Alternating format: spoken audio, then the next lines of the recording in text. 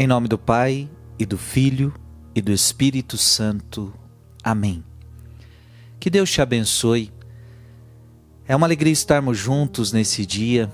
Hoje, dia 2 de novembro. Hoje, dia de finados. E eu sei que o coração de muita gente hoje está sensível. Porque hoje a gente relembra os nossos entes queridos, os nossos amigos falecidos. Hoje é dia de a gente rezar. Rezar por aqueles que se foram. Rezar por aqueles que morreram. Eu quero meditar com você hoje a leitura de Isaías 25, de 6 a 9. Gostaria que teu coração se enchesse de esperança, porque em relação à morte, nós precisamos ter esperança. Diz assim: naquele dia o Senhor dos Exércitos dará neste monte para todos os povos um banquete de ricas iguarias. Ele removerá neste monte a ponta da cadeia que ligava a todos os povos, a teia em que tinha envolvido todas as nações.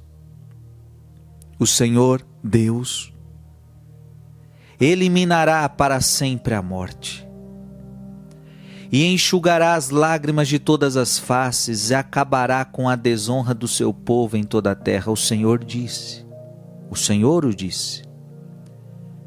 Naquele dia se dirá: este é o nosso Deus, esperamos nele até que nos salvou. Este é o Senhor, nele temos confiado, vamos alegrar-nos e exultar por nos ter salvo. Palavra do Senhor. Eu gostaria que você entendesse que a morte, diz a Bíblia que ela foi criada não por Deus.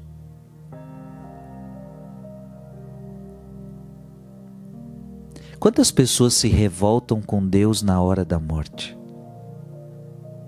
Ah, por que Deus levou tal pessoa? Como se a gente estivesse dizendo assim: por que Deus matou essa pessoa? Eu pergunto a você: como é que o Deus da vida mata alguém? Veja, ele morre numa cruz justamente para me dar vida, para dar vida em abundância. É preciso tirar esse conceito da sua cabeça. Veja, não tem nexo. O Deus da vida mata alguém. Ele que mesmo disse: eu não quero a morte do pecador, mas eu quero que ele viva. Ele que morre numa cruz para que você pudesse ter vida. Quinto mandamento: não matarás. O Deus que pede para não matar, vai matar? Não é da vontade de Deus. Então a Bíblia diz o quê? Lá no livro do Gênesis, o que nós descobrimos? Adão e Eva: não comam daquele fruto, porque no dia em que vocês dele comerem, vocês morrerão.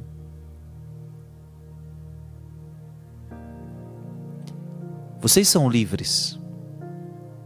Mas se vocês abusarem da liberdade de vocês, porque a verdadeira liberdade, o mundo não entende isso, né? O mundo acha que liberdade é você fazer o que você quer.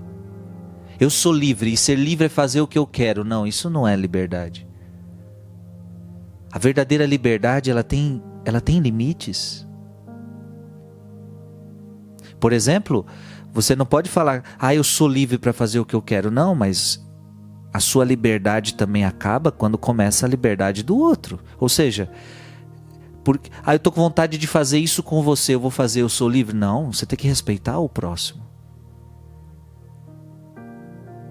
Então não existe isso, liberdade sem limite.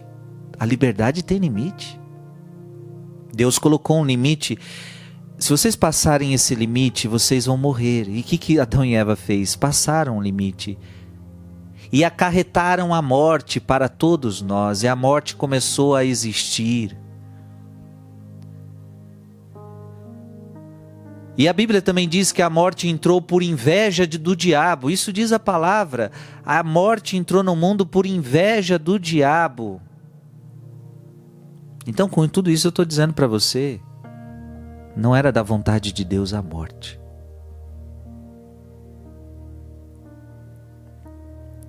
E Deus a todo tempo está querendo te dar vida.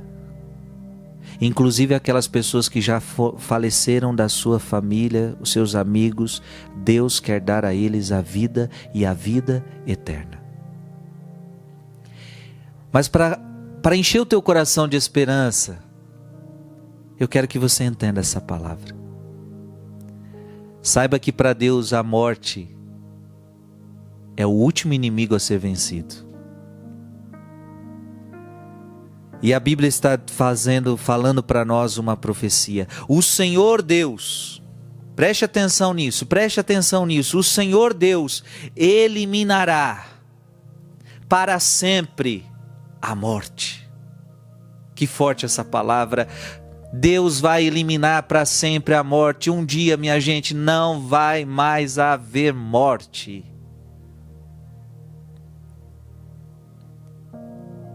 Enxugará as lágrimas de todas... Eu acho linda essa palavra. Enxugará as lágrimas de todas as faces.